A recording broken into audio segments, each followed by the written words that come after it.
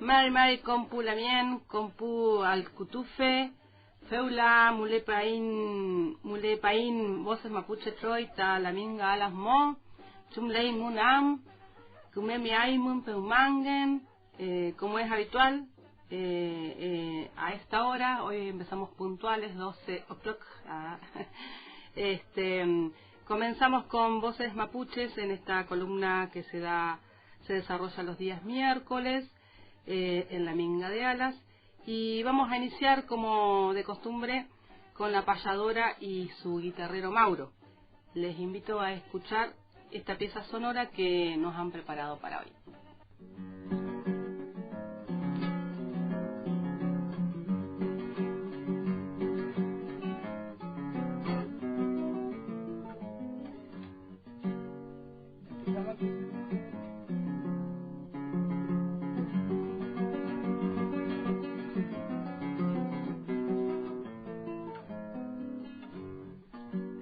¿Cómo vamos a ignorar el despojo de la gente? Si hasta hoy está presente recuerdos muy dolorosos, todos inescrupulosos. A los ancianos les decían que ese lugar donde vivían, donde siempre habían estado, había sido comprado por alguien muy poderoso.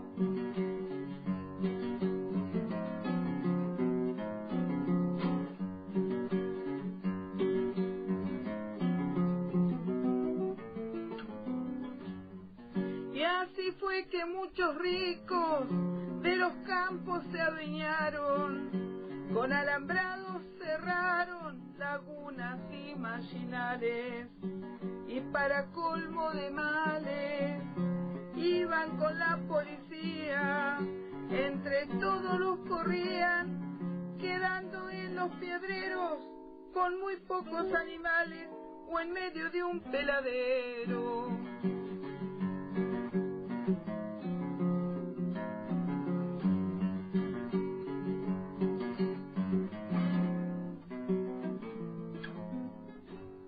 También vamos a anunciar de un libro los relatos, alegrías y maltratos, vivencias de una anciana, memoria que muy lejana nos traerán a nuestros días, la forma en que se vivía, ceremonias antiguas que no se igualan. ¿Cuántos hijos habrá tenido papá y Trinidad Yoneguala?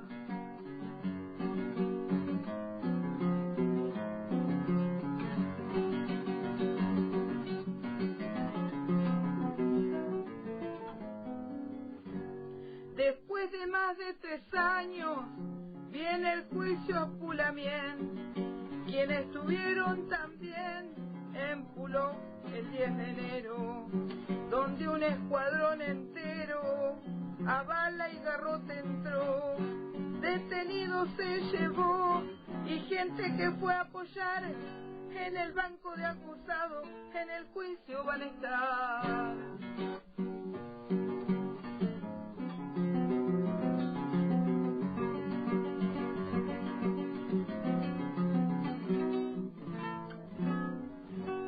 Fue en el 2017, había niños muy pequeños y que entregados al sueño despertaron por los gritos.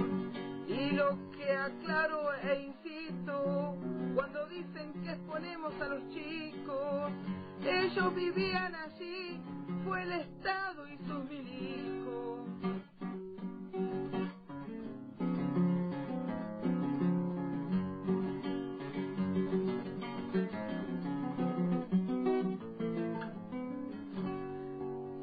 Por eso cuando los niños cuentan de una represión o dicen que el corazón les latía así apurado, pregunto yo, ¿el Estado, cuando manda a sus milicos, no se acuerda que allí hay chicos o el daño que puede hacerles? Que la ingenuidad se pierde con gritos, palos o actuando infragancia, pero se llenan la boca diciendo que protegen las infancias.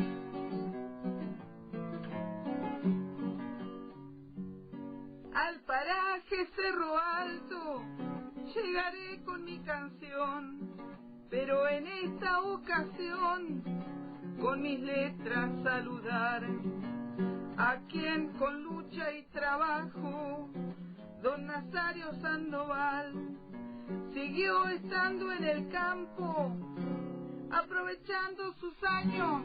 Vaya mi saludo grande, don Nazario Sandoval.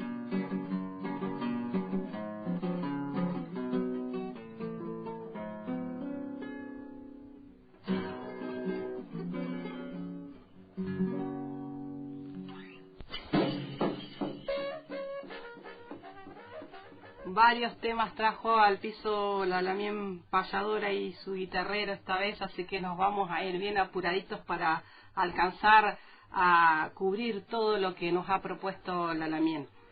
Entonces ahora continuamos con el habitual bloque de Miñuque, Mirta Ñancunao, quien nos trae para hoy mucha información sobre las especies en peligro de extinción, más amenazadas ahora con el loteo de laderas. Al Cutuay. Somos el Choyún, los brotes de la tierra que seguiremos cuidando. Estos lugares conservan nuestros secretos ancestrales y no pueden desaparecer. Somos un todo con la naturaleza. Es el conquistador con su ambición el que la ve por separado. Nuestras armas son nuestras semillas.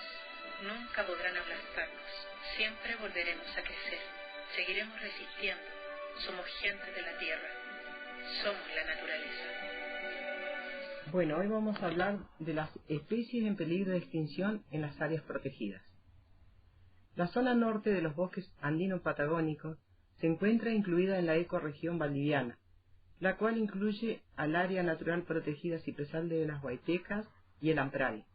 Esta ecorregión comprende los bosques siempre verdes y templados de Chile y la Argentina, como así también los ecosistemas acompañantes.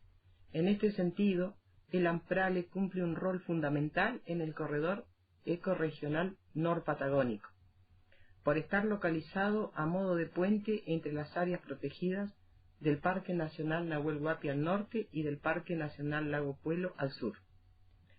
En el sentido este-oeste se debería considerar con urgencia la puesta en marcha de mecanismos de protección de las zonas de amortiguación que unen al Amprale con el área natural protegida cipresal de las Huaytecas, la cual incluye el cordón serrucho. Esto a modo de minimizar el riesgo de especies en peligro de extinción, entre ellas la turbera con cipresal de Huaytecas y el huemul. En relación a la turbera con cipresal de Huaytecas, en el informe final del Plan de Manejo Preliminar de abril de 2014, se sostiene que es importante trabajar los límites definitivos del área natural protegida cipresal de las Huaytecas, considerando la necesidad de contar con una zona de amortiguación en la cual no se realicen actividades extractivas que puedan impactar negativamente sobre la reserva, como por ejemplo la tala rasa, cambio en los cursos de agua, implantación de forestaciones con especies exóticas, etc. También se ha planteado el tema de la divisoria de aguas, ya que el área natural cipresal de las Huaytecas incluye cursos de agua que aportan a dos cuencas. El arroyo Chucao pertenece a la cuenca del Follel y Manso, en tanto que el Mallín de las Huaytecas pertenece a la cuenca que desagua en el lago Puelo a través del arroyo Los Repollos.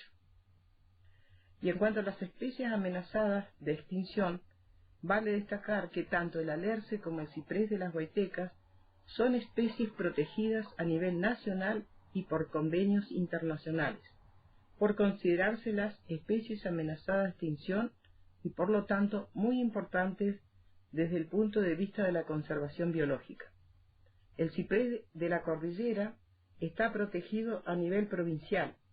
Es el árbol representativo de la provincia de Río Negro por Ley 3387 del año 2000 y figura en el Libro Rojo de Especies Amenazadas como especies vulnerables. Con respecto al huemul, en el documento Plan de Gestión del Amprale se sostiene que trabajar por la viabilidad poblacional de los huemules implica también incidir sobre prácticas e intervenciones en los territorios que rodean al área natural protegida, donde coexisten sistemas productivos y usos residenciales con una fuerte presión por parte del mercado inmobiliario, que tienden hacia la subdivisión de la tierra y la consecuente fragmentación del paisaje. La ley provincial número 2646, que declara al Güemul monumento natural en Río Negro, es respaldo suficiente para que se adopten políticas coordinadas de desarrollo territorial entre provincias, municipios, comunas y o particulares. Además, en los planes de manejo prediales asociados a la Ley 4552 de aquellos campos ubicados en zonas de Güemul, se exigen los correspondientes protocolos de conservación de esta especie. En cuanto al manejo de los ambientes importantes para este ciervo dentro de Amprale, se necesita conocer con mayor precisión cuáles tienen uso actual y potencial para cuidarlos con mejores herramientas.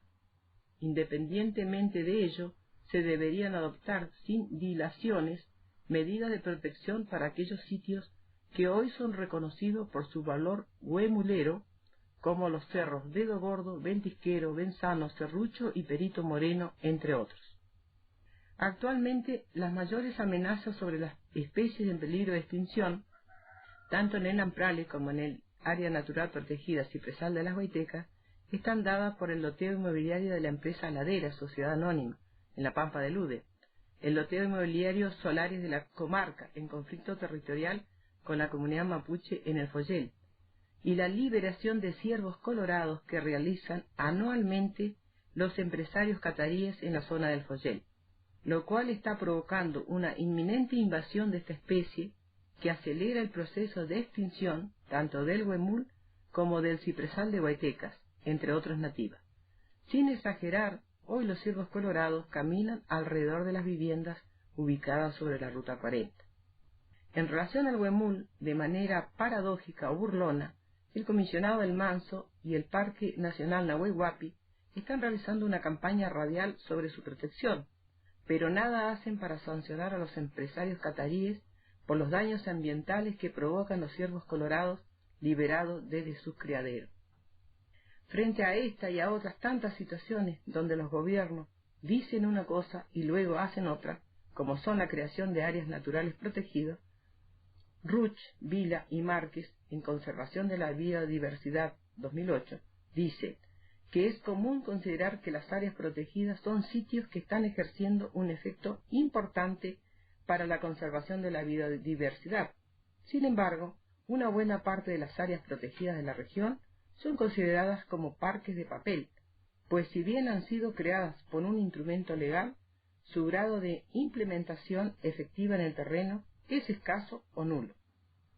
En ciertos casos, la superficie total de las áreas protegidas existentes pueden ser importantes, pero las unidades de conservación individuales pueden ser pequeños parches que no están conectados entre sí y no permiten la migración e intercambio genético entre individuos de distintas poblaciones o grupos de una misma especie.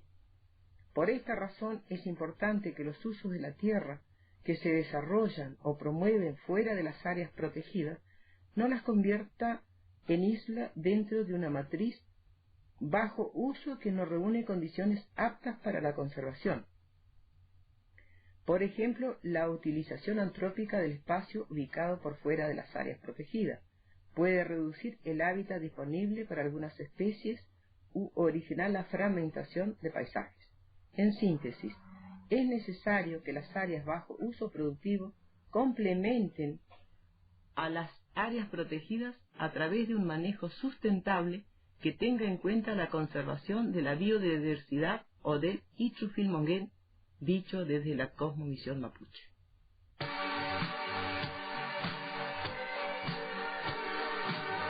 En defensa de la madre tierra, conquistar es exterminar, el Estado vuelve a conquistar. La indígena quieren cambiar y así con la tierra mapuche lucrar. Conquistar es exterminar, el Estado vuelve a conquistar. La indígena quieren cambiar y así con la tierra mapuche lucrar.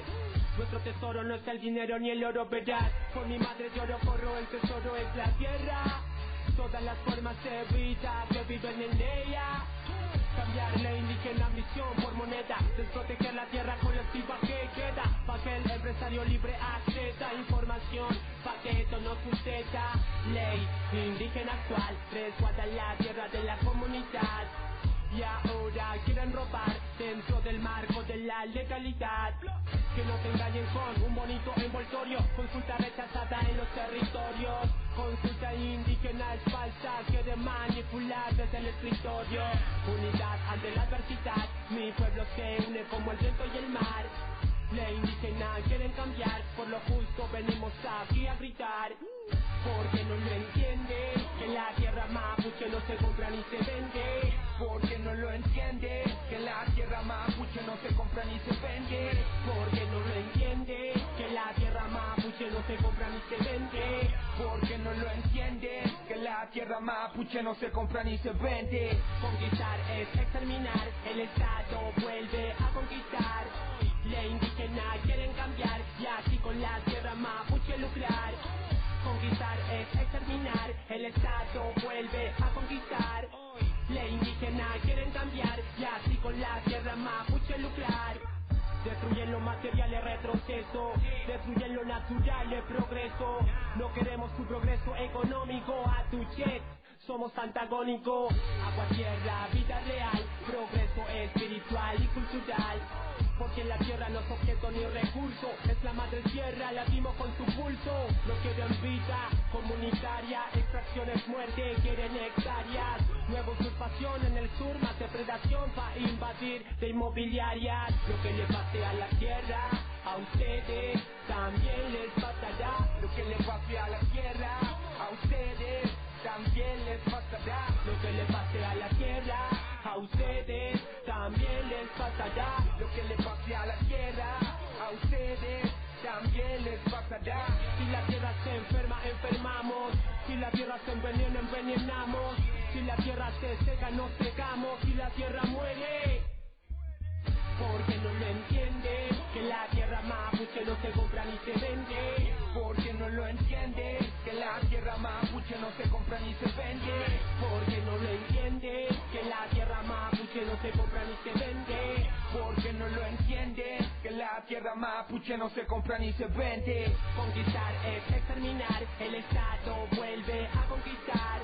La indígena quieren cambiar y así con la tierra mapuche lucrar. Conquistar es exterminar, el Estado vuelve a conquistar. La indígena quieren cambiar y así con la tierra mapuche lucrar. No a la modificación de la ley indígena. Inca Caíta y Maputaín y Topil Moren, Betubule País, Vilse Mapumeo. Fuera el neocolonialismo estatal. Oh, oh.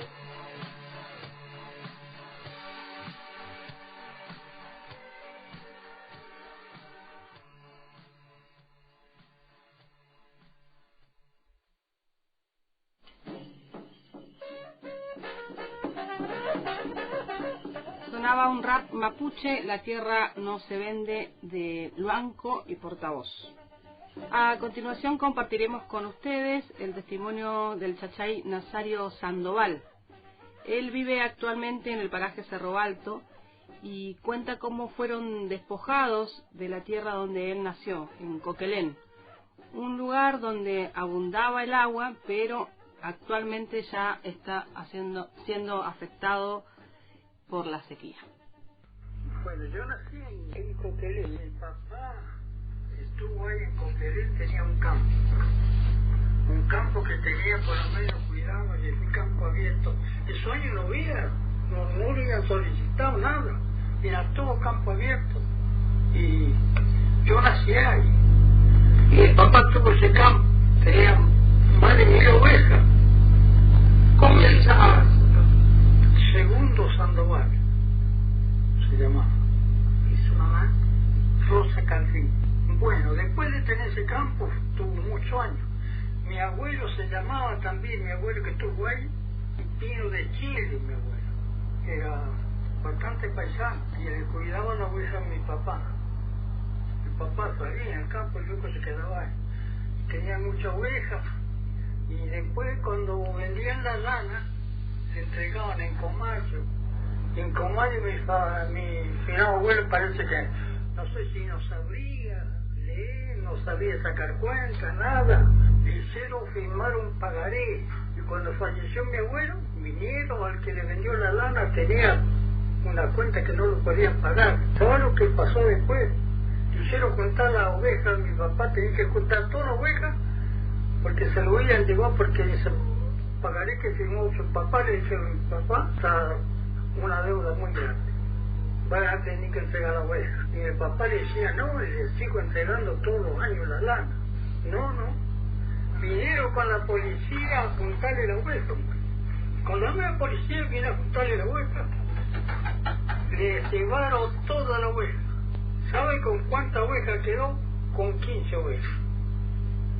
15 ovejas porque le faltaban por ahí.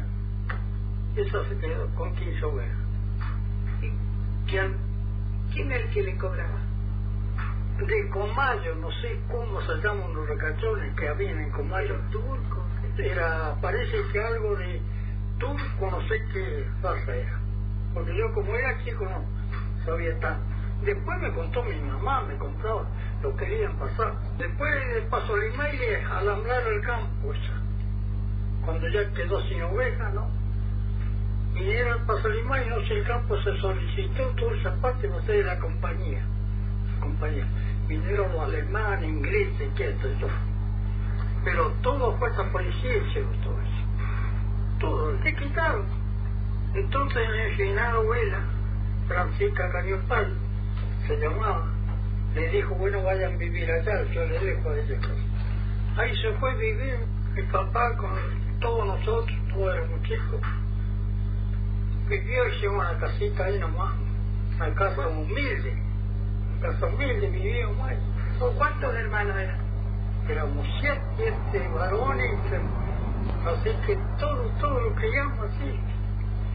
¿Y cómo llegó usted a este lugar? Acá yo viví luchando, trabajé por todo lado, conocí estancias, coseché por el valle, frutales, anduve, por tanto me pagaban los canastos de frutales, tomate, manzana, pera, todo. Y siempre llamaba con mi recadito. En el colectivo me levantaba, recado me iba. Por ahí me veían algunos personas que andaban con recado, me decían, ¿por qué no voy a trabajar en una estancia? Estoy en Santa Cruz trabajando en estancia, también. Después me querían dejar allá nomás y no, me vine, vuelto a entrar a Paso Limay, en la estancia de Paso Limay. Ahí trabajé otra vez, de mensual. ¿Vivía en la misma estancia? En la misma estancia vivía. Después tiempo el papá le entró puestero porque no le daba mal para darle sostén a nosotros. Se entró puestero y le llevaron Paso Limay. Se jubiló mi papá en la estancia. Tuvo que salir, cuando se jubiló, salió.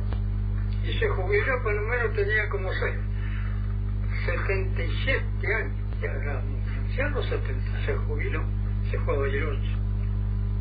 Y ahí, poco tiempo se anduvo enfermo, anduvo mal, falleció. Y quedó mi mamá, y mi mamá lo tiene que cuidar yo, acá donde estoy.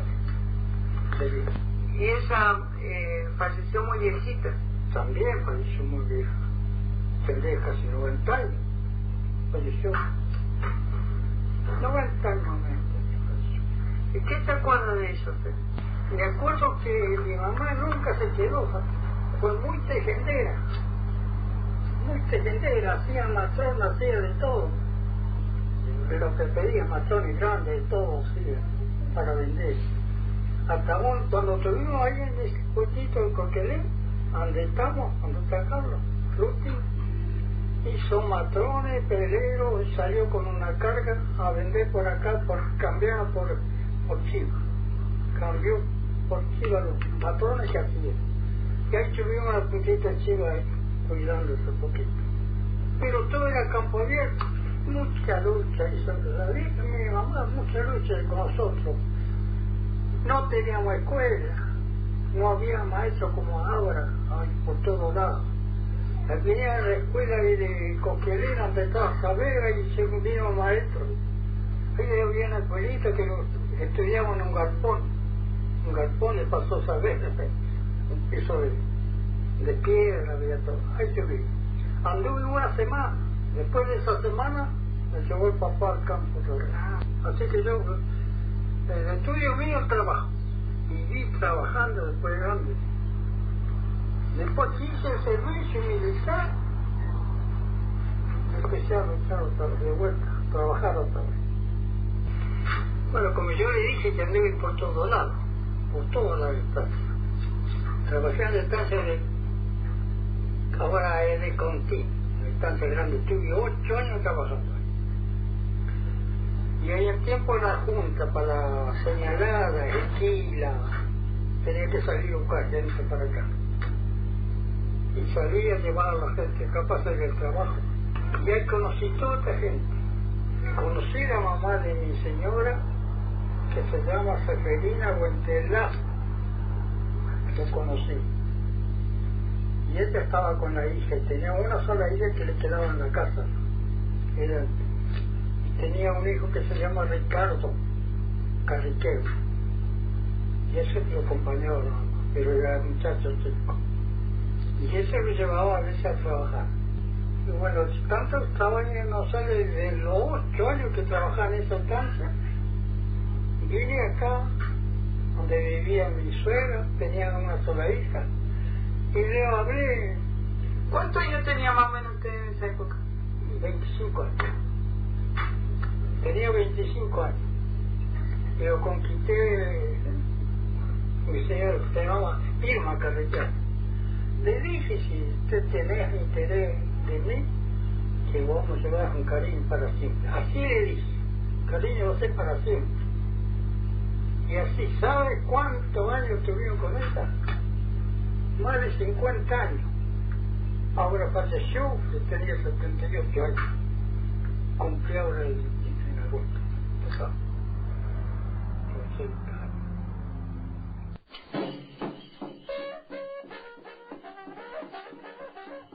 El Chachay Sandoval Nazario Sandoval. Escuchábamos su testimonio, que va a continuar la semana que viene, porque él, además de ser un quinche, un chachay que siempre vivió en el territorio y tuvo que lidiar con las estancias y siendo peón de los patrones, además él era partero. Así es que para la semana que viene tenemos el testimonio de él, la continuación de esta conversación, en el que relata, bueno, un poco esto de los partos. Qué hermosa que es la cosmovisión mapuche, que no divide roles entre hombres y mujeres. O sea, un partero o partera puede ser tanto somo como huentru. Y eso va dando indicios de nuestra forma de vernos entre mujeres y varones. Está muy bueno. Si bien no podemos volver a la ancestralidad y saber certeramente cómo pensaban las familias la cuestión de las igualdades, estas pequeñas cuestiones nos dan indicios de que en nuestra cultura prevalecía la dualidad, y es algo que debemos apostar en la actualidad, ¿no? Esto de la dualidad en el interior del pueblo mapuche. Para complementar la palabra de un chachay, de un fuchá, de un anciano, vamos a contar hoy con el testimonio de un pichihuento, de un niño. Él se llama Kaikapirú y fue uno de los pichichés que estuvo presente el 10 de enero de 2017 en la Pulov Resistencia Cusamen, en un procedimiento judicial muy violento que se ejecutó ahí en el territorio. Para no preocupar a los radioescuchas, me gustaría aclarar que no es la intención romantizar la vulneración de los derechos de las infancias, sino la de compartir y denunciar cómo trata el Estado a nuestros pichiqueché cuando los expone a situaciones de represión. Escuchamos el testimonio del pichihuentro. Mari, estamos acá con un pichi que estuvo en el allanamiento en Pulov. Mari Compuche y Checa Capítulo Pingán. Bueno, yo estuve el 10 de enero en Currumapu, los departamentos que saben. Bueno, ese día casi amaneciendo, y ahí escuchamos el curcul y una Damián llegó corriendo diciendo que la gendarmería estaba por entrar al territorio. Nosotros urgentemente nos vestimos todo y sabíamos que iba a entrar, así que salimos lo más rápido para ver si estaba pasando algo. Podíamos llevar a los peñis, pero los peñis no resistieron más, dijeron que nos teníamos que meter en la casa, así que metimos, se fueron para otro lado, nos la lamieron y un peñi se metieron en la casa, nosotros también ya estábamos adentro, y la gendarmería rodeó toda la casa. Nosotros cuando nos metimos en la casa nos resguardamos, cerramos todas las entradas, las puertas, las atracamos. También sabíamos, ellos nos querían identificar a todos, pero en realidad supuestamente no era ese tanto el motivo. Tenían una orden de allanamiento por corte de vida. Y bueno, y después nos quedamos encerrados un buen tiempo. También querían entrar a toda costa a la gendarmería, así que tuvimos que resistir hasta que no dimos más. Y después, y cuando estaban por entrar, le tiraron la puerta abajo, y a una de la mía le tiraron matafuego en la cara, le quemaron toda la cara. También a otra también le tiraron gas lacrimógeno. Había nenes, había un bebé que también estuvieron mal, se descompusieron. También después ya le estaban pegando las también, la gendarme, y ahí le sacaron a ellos, y al Peñi lo sacaron por la parte de atrás porque sabían dónde estaba, y rompieron toda la casa, entraron por todos lados, y a él se lo llevaron y lo estaban golpear. Y ahí entraron en la gendarmería, pasaron a la mía, al Peñi se lo llevaron, y ahí estuvieron reducidas. Cada vez que se movían la quemaban más, y a nosotros nos apartaron, nos dejaron a la mía para que nos cuiden. Estaba toda la ruca rota, sí, toda destruida. Después le avisaron a una radio comunitaria de Bolsón, y ahí informaron a la radio que estaban entrando a llenar.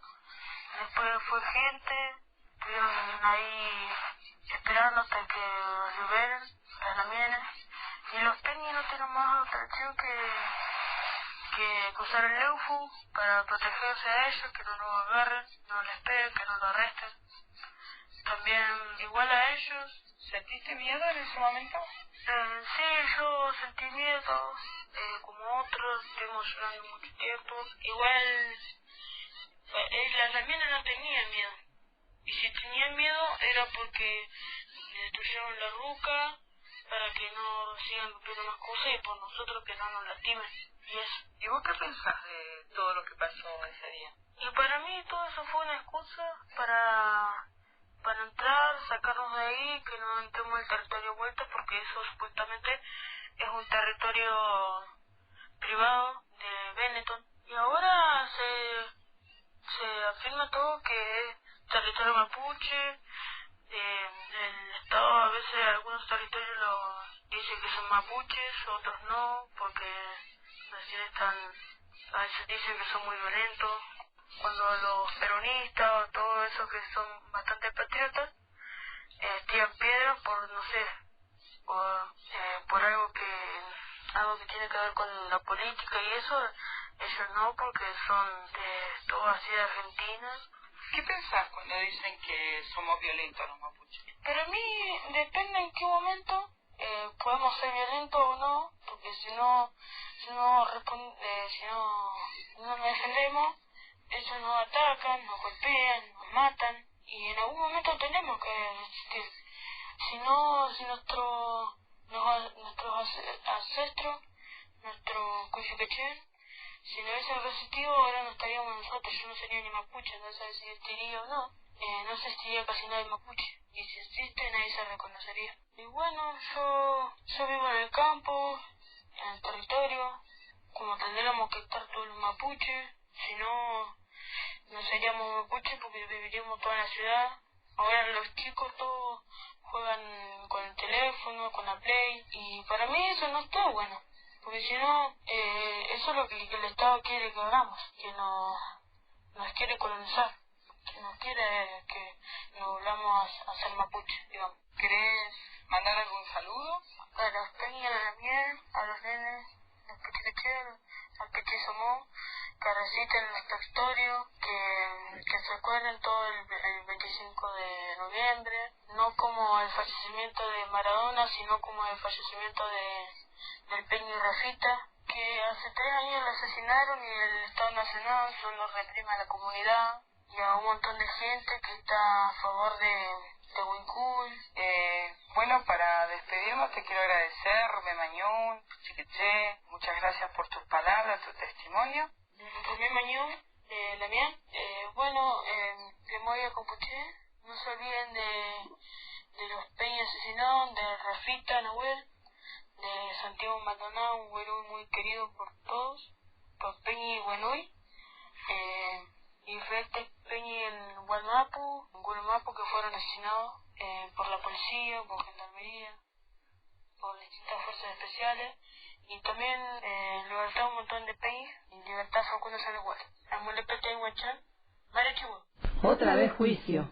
Otra vez la misma causa. A comienzos de 2015, la LOF en Resistencia Cusamen recuperó parte del territorio ancestral usurpado por la Compañía de Tierras de Benetton. Desde ese momento se desató una brutal represión en la LOF, con la persecución y criminalización de sus integrantes y de personas que acompañábamos y acompañamos esa lucha. El 10 de enero de 2017, un martes, comenzó un operativo desproporcionado donde las fuerzas represivas del Estado destruyeron refugios y puestos. Golpearon, detuvieron a niños, mujeres y hombres que se encontraban en ese lugar. Nos golpearon, nos detuvieron a más de 10 personas que nos habíamos acercado en solidaridad. Nos maltrataron, nos torturaron, nos retuvieron días en los calabozos, ilegalmente. El 11 de enero nuevamente atacaron con disparos hiriendo de gravedad a 2 personas de la comunidad. La justicia provincial nos absolvió de todas estas causas. Pasado un año. Esta fecha fue la antesala a la desaparición forzada seguida de muerte de Santiago Maldonado y el posterior fusilamiento por la espalda al huichafe Rafael Nahuel Diem. Sin embargo, ahora, diciembre de 2020, enfrentamos un juicio federal por los mismos hechos. Otra vez juicio, otra vez lo mismo. Otra vez un juicio, otra vez un juicio por lo mismo. Otra vez juicio, por lo mismo. Estamos cansados, pero vamos a seguir luchando para que se sepa la verdad de lo que sucedió en aquellos días. La justicia patriarcal y racista nos sigue persiguiendo por ser mujeres y por ser mapuches. Contra la criminalización, la resistencia. A la justicia huinca no le tenemos miedo. Sostenemos la defensa del territorio. Y la vamos a seguir sosteniendo, a la defensa de los territorios. No a la complicidad con el Estado represor, racista, asesino. Llamamos, convocamos, acércate, abrazales. Llamamos a acompañar a la audiencia de este juicio virtual por Zoom el lunes 21 y martes 22 de diciembre desde las 9 de la mañana en el Centro Cultural Eduardo Galeano.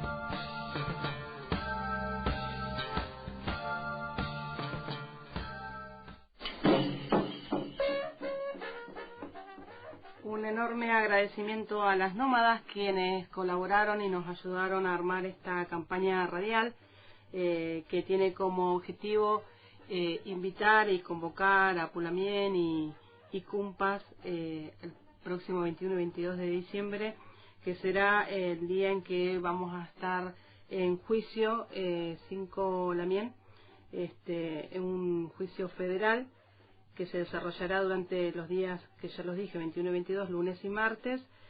Y bueno, nos gustaría que estén todos, o los que puedan acompañarnos ese día, un poco para darnos de buen y para abrazarnos entre todos, entre todas, porque he sabido que cuando uno lucha y defiende los territorios, estos son los castigos que da el Estado: la judicialización, la criminalización, y cosas más graves como sucedió con el Damián Rafael Nahuel, que fue la muerte, también la desaparición forzada, seguida de muerte de Santiago Maldonado. Son consecuencias, son castigos que el Estado aplica a quienes defendemos el territorio. Así que bueno, un agradecimiento nuevamente a las nómadas por ayudarnos a hacer esta campaña que va a empezar a circular a partir de este momento. Y también le agradezco al Pichihuentru, que dio su testimonio de lo que vivió él en ese allanamiento del 10 de enero, y que fue por ese motivo que quienes estamos hoy judicializados fue que nos acercamos allí al territorio muy preocupados y preocupadas por las Lamien y por los Pichihuentru que estaban ahí en el territorio, que sabía y que nos contaban, a mí particularmente me contaban qué niños estaban en ese territorio, y me preocupaban de sobremanera porque soy consciente y sé que el Estado siempre comete exageraciones y atropellos que no le corresponden. En ese contexto es que fuimos judicializados. Ahora sí quisiera regalarle al Pichihuentru y un tema musical, que él es fanático de Nicasio Luna, así que le vamos a regalar el tema La Voz del Mapuche. Si mataron a un peñi, es un dolor compartido en toda la región, toda la Patagonia, que somos parte del Gualmapu también. Ahí va.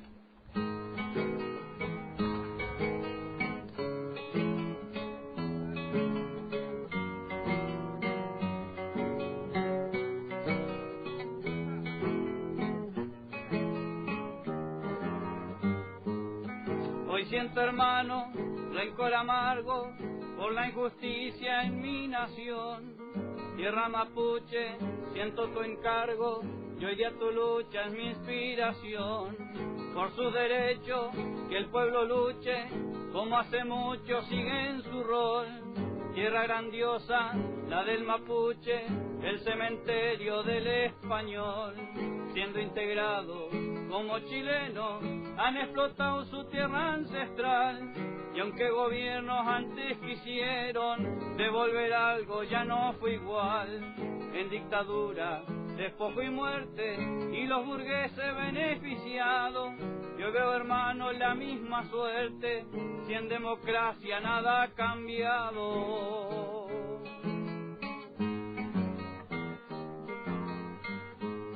Hoy veo miseria, discriminados, y su derecho siempre usurpando. Veo sus montes deforestados, y el agua, hermano, le están negando. Si los mataban en dictadura, vivir no dejan en democracia. Los medios mienten y se procura que sea su lucha una falacia. De terroristas los han culpado, distorsionando su movimiento. Pero ¿qué pasa? No han escuchado que son demandas de mucho tiempo.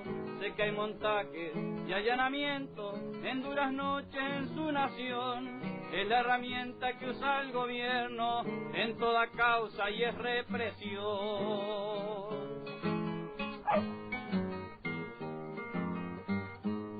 Creo está bueno que nos fijemos, hay duras penas sin proporción. El terrorismo que le han impuesto desde el gobierno, no de su nación. ¿Cómo es posible que existan leyes que aún persistan de un feo pasado y no se cambie y se atropelle con argumentos no renovados? No justifico algunos hechos, pero propongo la reflexión. cuántos mapuches hasta han muerto y su demanda sin solución. Se queman balas y es evidente, se han gastado patrias de verla para matar nuestra propia gente, en vez, hermano, de defenderla.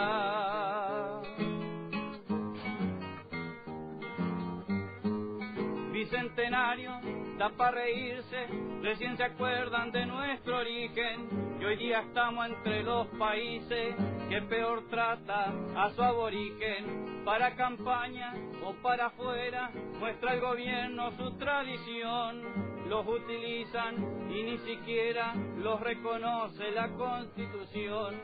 Con tibias leyes no solucionan lo que convoca este escenario, pues sus intereses veo se tocan si ellos defienden al empresario.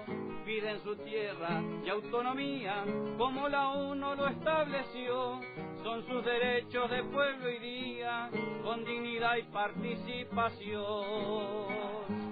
Yo tengo en cuenta que ni les roza a esos ineptos lo espiritual, la conexión con tu tierra hermosa la ven en suma y en capital. Sé que tu sangre vuelve con ganas y doblegarse eso jamás. Sueño un acuerdo por un mañana, pa' que tus niños crezcan en paz. Sueño un acuerdo por un mañana, pa' que tus niños vivan en paz.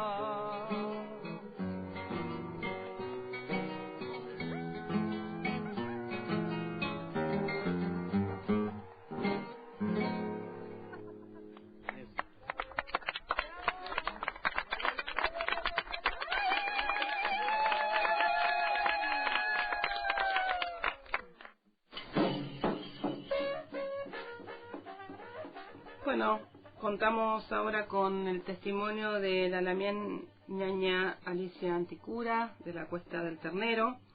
Ella nos relata lo que le sucedió hace 2 semanas atrás en su territorio. Ya todos sabemos que el Estado y siempre busca estrategias para usurpar y despojar las tierras de nuestra gente, pero la verdad que esta vez ha recurrido de una forma novedosa y demasiado perversa. Pero la escuchamos a ella y cada uno que saque sus propias conclusiones. Marimari Lamien. Marimari, soy Alicia Anticura y nacida acá en Cuesta del Ternero, criada y todo acá en Cuesta del Ternero. Así. ¿Cuántos años tiene usted? Yo tengo 66 años. Nací acá y me crié acá en la Cuesta. ¿En la Cuesta? Sí. ¿Y cómo es la historia de su familia? ¿Quién era su mamá? Bueno, yo pertenezco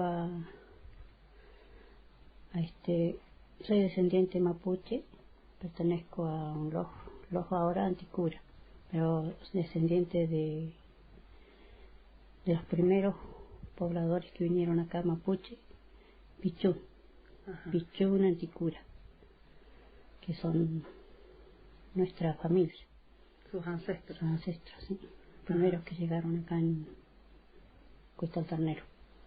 ¿Y vivió toda su vida aquí? Viví toda mi vida, sí. Ajá. Incluso mi padre también se crió acá. Él llegó en 1904, llegó mi papá, tenía 3 añitos. Ah, chiquito. Así que se crió acá en este lugar también. ¿Y cómo se llamaba él? Juan Anticura. ¿Y también vivió toda su vida? Vivió toda su vida acá, hizo su familia acá y todo. Todos mis hermanos nacieron acá. ¿Cuántos hermanos son? Éramos 8. 8, sí. Y quedamos 2 hermanas, 2 mujeres nomás. Ajá. Una es mucho mayor, que no está acá. Pues tiene más de como 86 años. Ah. Anciana. ¿De dónde vive ella? Ella vive en Buenos Aires. Fue muy joven y hizo su vida allá ella. Ajá. Sí, claro. Mire, y cuando sus familiares partieron, ¿a dónde fueron a descansar sus restos? Tenemos un cementerio. Es una historia, para mí sería linda porque eligieron un lugar y el primero que falleció acá fue uno de los pichunes, los primeros que llegaron acá en este lugar. y eligieron un lugar acá que está en el territorio que hoy es de nosotros, que estoy yo con mi hijo acá. Y ese cementerio se hizo de que yo tuve conocimiento más familiar, porque en este cementerio están todos, somos descendientes de los Pichones. Es el primero que se sepultó ahí, se llamaba José Manuel Pichón, y él falleció en 1904 y lo sepultaron ahí. Y ahí fue ya, cada vez que fallecía alguno de las familias se sepultaban ahí. Nosotros somos familias con los Quintupuray, Anticura, y después algunas familias de mi mamá también. Está su papá, Leufu, y todos familiares. Sí. Incluso familia Soto, que una tía mía era Anticura, Rosario Anticura. Están todos ahí. Todos descendemos de familia originaria. Claro. Sí. Y Pichón. Por eso el primero que fue sepultado ahí fue Pichón. Pichón. Sí. Y yo recuerdo que lo llevaron así familiarmente ese cementerio. Y hace muchísimos años falleció un señor que yo escuché que decían que era un señor que andaba así medio solito, que un tal Vázquez sería el único, sería más, que no era de la familia, que no era de la familia, pero ellos lo aceptaron y lo sepultaron ahí, pero muchos años. Y después, ahora último, pocos años también, hay un señor que se llamaba Arturo Diego, que se había comprado un lugar por acá cerca a una familia, pero él se hizo conocer y se integraba a las familias de acá de la zona, incluso ayudaba. Una vez ayudaba así a hacer emprendimiento a la gente, y ese señor se enfermó, varios años enfermo, y yo recuerdo que cuando él estaba muy mal, le dijo a sus amigos que él quería sepultarse acá, que sea sepultado en este cementerio.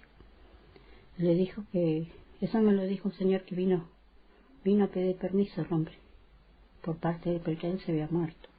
Claro. Sí, y que Arturo Diego le había dicho que yo me muero, vayan a donde Néstor Anticura, la mamá, y pidan permiso de que yo me quiero quedar en ese cementerio. Como él se aceptó, bien. Claro. Sí. Pero era un hombre que se hizo conocer de un principio. Claro. Quién era, en qué andaba, sus cosas, todo.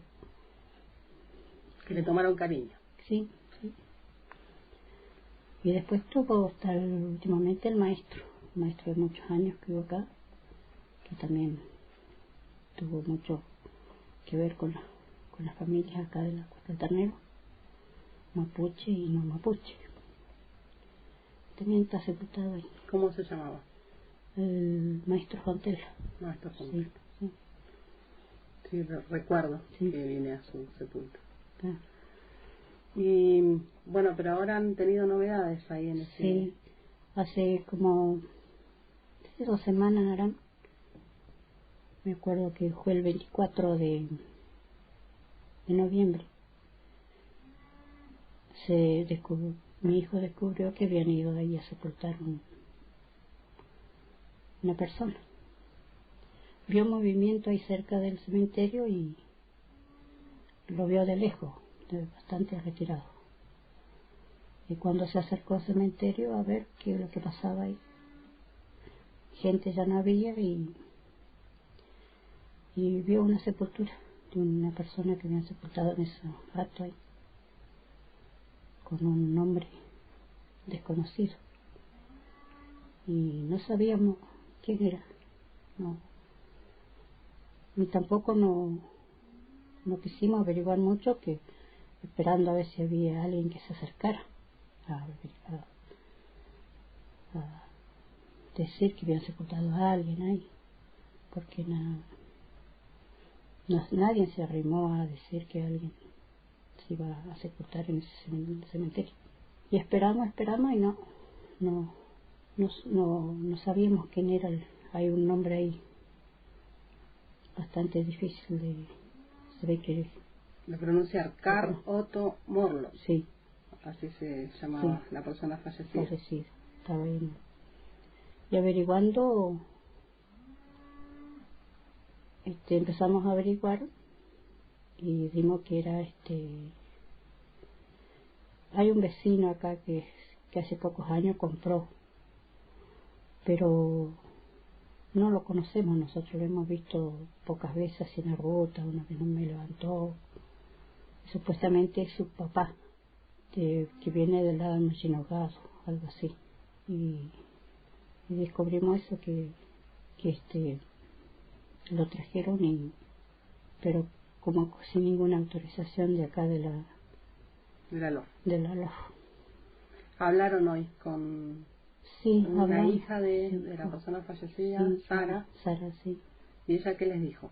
Y nos dijo que también ellos venían un poco, que no sabían cómo hacer para que su papá no quería ser sepultado en un bolsón, ya venía diciendo.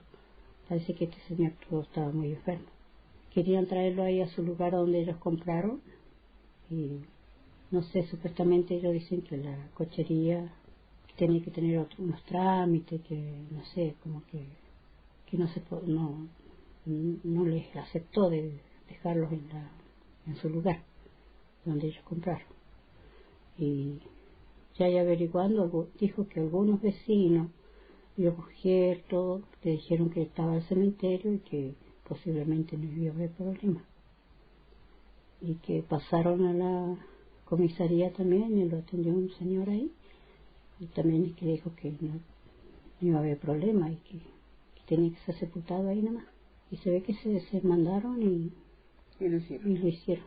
Y nosotros averiguamos, porque como sea, nosotros no estamos de acuerdo que hay una persona que no sea de nuestra descendencia, de nuestro origen. Estamos conservando, sí, y además está en nuestro territorio. Claro, el cementerio está dentro del territorio de la LOF Anticucho, desde siempre. Desde siempre, sí. Bien. ¿Y Sara asumió algún compromiso? Ella dice que también ya lo había venido sabiendo, como que dio a entender que habían hecho algo que no estaba bien, y que posiblemente iba a hablar con sus hermanos y a ver qué iba a pasar. También hablar a ver qué le dice iba a averiguar a dónde hacer el trámite para ver si puede llevarlo a su lugar. Para retirar el cuerpo. Para retirar el cuerpo, sí. Que se dé su tiempo, pero que sacara los restos, sí. Como que ella está decidida, como que ella acepta, pero no sé qué dirán sus hermanos. Como que ella acepta que tampoco, que no está bien.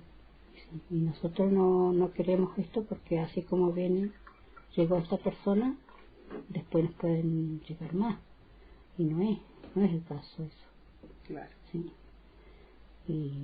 Y también averiguar quién dio esa orden, de que se venga a sepultar ahí.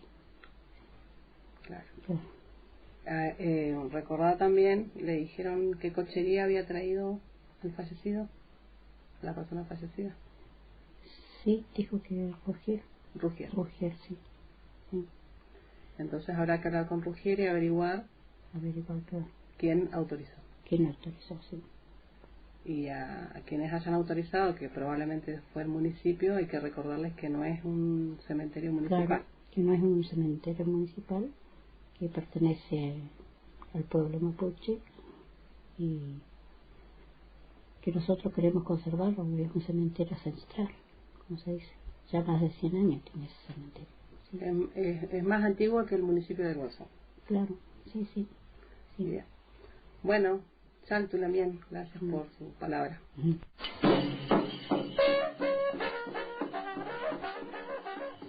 Eran las palabras de la Lamien Alicia Anticura y me queda como así una nudo en la garganta, ¿no? Era poco saquear nuestros chenques antiguamente para exponer los restos de nuestros antepasados en el museo, por ejemplo, o era poco robar el territorio con cementerios de nuestros ancestros, y poner una minera, por ejemplo, o construir alguna edificación sobre cementerios nuestros. Era poco eso. Ahora se les ocurrió una nueva metodología, a los huincas que no quieren pagar el cementerio municipal, entonces dicen, ay, allá los indios tienen un cementerio, lo pongo gratis allá y no me van a cobrar nada, y después nadie se hace cargo de la autorización de ese sepulto en territorio mapuche. Así es que, bueno, veremos qué respuesta da la municipalidad, que fue la que autorizó el traslado de los restos desde la cochería Rugier hasta el territorio. Y decirles que esta mañana acompañé a la Lamien Alicia hasta la cochería y estuvimos conversando bastante tiempo, pero bueno, concretamente nadie se hace cargo de la autorización de enterrar ese cuerpo en el territorio de la LOF Anticura. Lo cierto es que la comunidad está pidiendo fuertemente que se retire el cuerpo de ahí en lo inmediato, lo más rápido que se pueda. Así que ya estuvieron hablando con la familia, pero aprovechamos el aire para decirles a la familia Morlock, de ahí de aquí de Bolsón, de la zona de Saturnino, también viven cerca de la Cuesta del Ternero, decirles, recordarles que tienen que resolver esta situación de retirar el cuerpo de esta persona, de su familiar, del territorio de la LOF Anticura lo antes posible. Dicho esto, me voy a ir despidiendo, pero antes quisiera recordar, o en realidad sugerir, si ustedes tienen ganas de leer algo, de pasar el tiempo aprovechándolo bien y quieren algo para leer, les sugiero este libro que se llama Purliu Mapuche, que es la historia de la familia Yones Huala. La ñaña Trinidad Huala aparece retratada en la tapa de este libro. Este libro fue escrito por Raúl Inocencio Yones Huala. Desconozco si es el hijo, o es uno de los hijos, o es algún familiar seguramente, pero no sé si era un hijo. No nos pudimos comunicar con las protagonistas de este libro, pero sí quería sugerirles que lo pueden leer. Si quieren comprarlo, pueden llamar aquí a la radio y ahí les pasamos el contacto para que se hagan de este hermoso libro. Al principio la payadora retrataba algunos datos de la vida de la ñaña Trinidad Huala. Y bueno, ahora sí me despido con un afectuoso, cariñoso y enorme peucayal, y les regalo esta música de la Lamien Karina Carriqueo. Se llama Rupakimei y podría traducirse, no sería una traducción literal, pero podría entenderse el Rupakimei como pedir permiso.